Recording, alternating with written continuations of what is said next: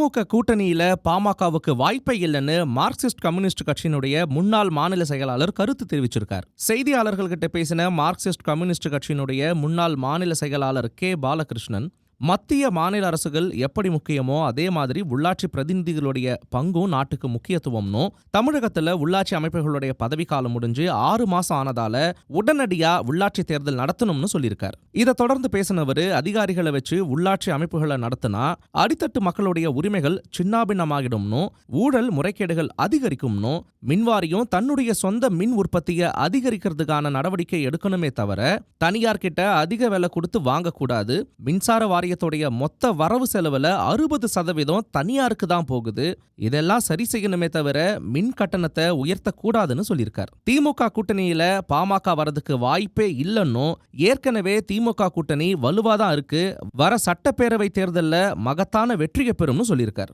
இந்த கூட்டணியில பாமக வர்றதுக்கு வாய்ப்பெல்லாம் நிச்சயமா கிடையாது. அதுக்கான வாய்ப்பு இருக்கிறதுக்கு வழியே இல்லை.